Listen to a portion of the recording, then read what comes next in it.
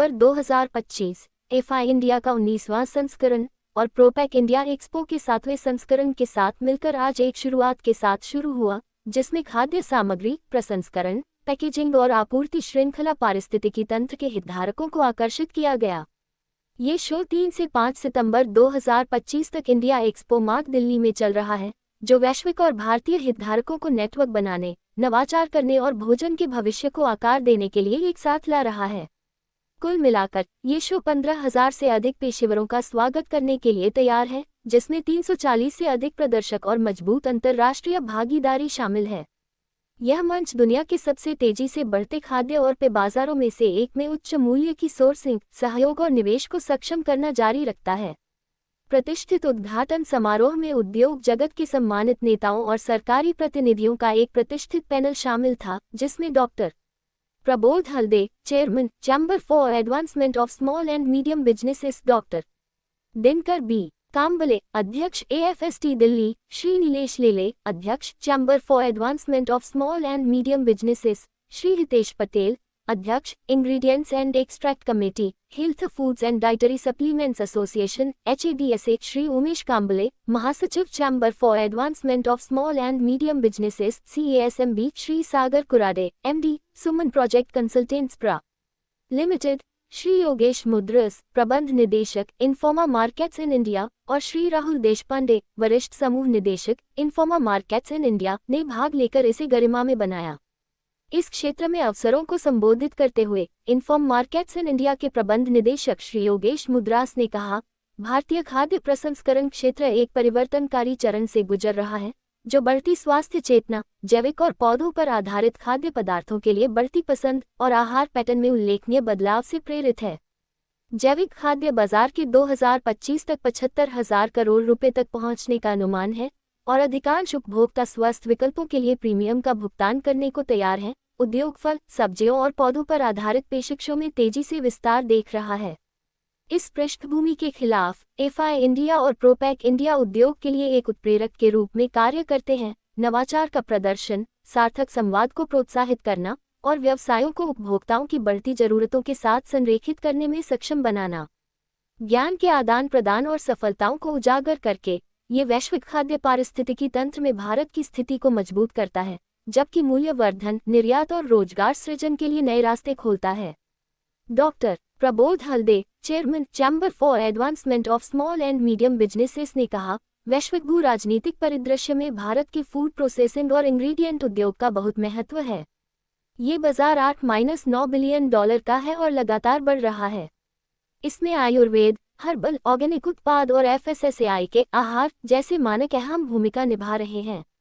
भारत की घरेलू और अंतर्राष्ट्रीय बाजार में उपस्थिति मजबूत हुई है, जिससे किसानों की आय बढ़ रही है।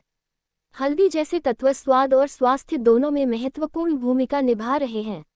श्री नीलेश लेले, अध्यक्ष chamber for advancement of small and medium businesses, ने कहा, भारतीय खाद्य पदार्थ जैसे बासमती चावल या क्षेत्रीय अचार विदेशों में रहने वाले भारतीयों के बीच भी उपभोग के पैटर्न को आकार देना जारी रखे हुए हैं, जो विश्व स्तर पर इन उत्पादों के सांस्कृतिक और पोषण संबंधी प्रभाव को उजागर करता है। भारत का खाद्य प्रसंस्करण क्षेत्र एक मजबूत विकास पथ पर है, जिसके 2025-26 तक $535 बिलियन तक पहुंचने का अनुमान है। इसका मुख्य कारण बढ़ती खपत, निर्यात और मेक इन इंडिया पर सरकार का ध्यान है। जबकि कुछ उद्योग जैसे कपड़ा या रत्न और आभूषण बड़े बाहरी दबावों का सामना कर सकते हैं, खाद्य क्षेत्र लचीला बना हुआ है, जिसमें पारंपरिक मुख्य खाद्य पदार्थों और प्रसंस्कृत नवाचारों की भारत और विदेशों दोनों में मजबूत मांग है। डॉक्टर मीनाक्षी सिंह, मुख्य वैज्ञानिक, प्रौद्योगिकी प्रबंधन निदेशालय, वैज्ञानिक और औद्योगिक अनुसंधान परिषद CSIR, ने कहा, खाद्य सामग्री खाद्य क्षेत्र की रीढ़ है और पैकेजिंग सुरक्षा व गुणवत्ता सुनिश्चित करने में समान रूप से महत्वपूर्ण भूमिका निभाती है। PLI जैसी योजनाओं के समर्थन से यह उद्योग तेजी से बढ़ रहा है।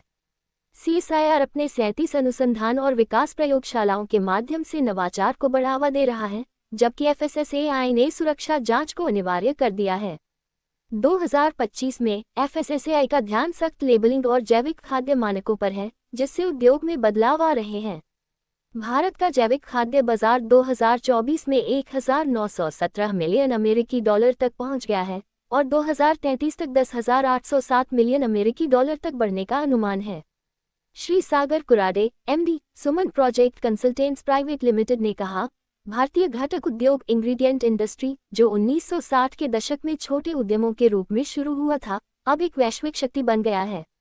आने वाले 5 वर्षों में यह उद्योग नवाचार और क्लीन लेबल प्राकृतिक उत्पादों के कारण और विकसित होगा। भारत के खाद्य घटक, फूड इंग्रेडिएंट्स और पैकेजिंग क्षेत्र में तेजी से वृद्धि हो रही है, जिससे भारत को लागत, कुशल श्रम और उन्नत तकनीक का लाभ मिल रहा है। चीन से प्रतिस्पर्धा के बावजूद भारत के पास खाद्य, पैकेजिंग सामग्री और मशीनरी के लिए एक वैश्विक केंद्र बनने की क्षमता है। सशक्त उद्योग समर्थन और नए एंगेजमेंट जोन। इन आयोजनों को association of food scientists and technologists India Delhi chapter, all India food processors association, health foods and dietary supplements association, Indian beverage association, society of Indian bakers और ऑथेंटिकेशन सॉल्यूशन प्रोवाइडर्स एसोसिएशन का समर्थन प्राप्त है। प्रोपैक India में आगंतुकों ने MSME pavilion का दौरा किया, बिजनेस मैचमेकिंग का लाभ उठाया, लाइव प्रदर्शनों और उत्पाद लॉन्च का अनुभव किया और भारत तथा विदेशों से आए निर्णय निर्माताओं के साथ बातचीत की। Say Informa started. Before Informa there was UBM, right? And since then I was a part with the UBM, then after the Informa. And I have seen the entire journey, how they have grown in India. India, there was no such organization who was doing a very systematic international standard of the expos, which was required. When we were participating globally, we were always used to think that when this kind of the expos will take in India, and when the foreign people will come to India and they will look for their products, their formulas or the ingredients. So gradually we have seen the efforts of the UBM and the Informa, that they are gathering the entire points, and of course more than happy to answer any questions here. Hindi movies में हम देखते हैं, right, रोटी कपड़ा और मकान, and that tells us that कपड़ा और मकान, फिर भी मुंबई में हम देख लेते हैं कि बिना मकान लोग रह लेते हैं, 1 या 2 जोड़ी कपड़ों में लोग रह लेते हैं, but without food you can not survive. So food is very very important, and that's why shows like these are very important, and I congratulate Yogesh sir and his team that they have been doing this for 19 years in a row. Hopefully next year in Mumbai we'll have a much bigger show celebrating the 20th year. So it's very important that we understand the importance of food ingredients and shows like this. Second point is, when our Honorable Prime Minister talks about doubling farmers' income, we know that almost 30% of the produce goes waste, and that's why processing, packaging is very important, and those aspects also need to be highlighted, and you will see things like those here in the packaging on the ProPack side. The world's population feel आता है, and actually not just because of Yogesh, but the show itself is the Amitabh Bachchan of the industry of trade shows in food sector. So this FI for last 2 decades, I have personally been associated with FI for last 1 decade, 10 years as the president of AFSTI Mumbai chapter, and then the national president of Association of Food Scientists and Technologists of India.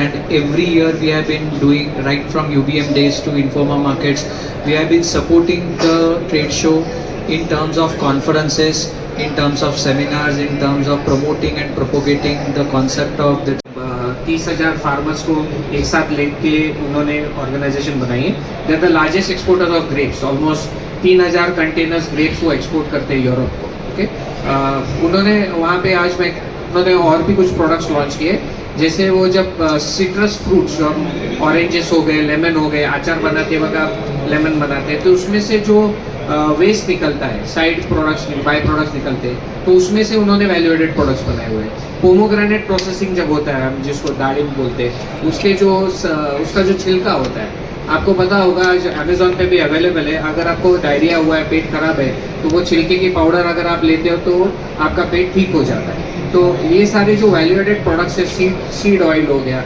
ये सारे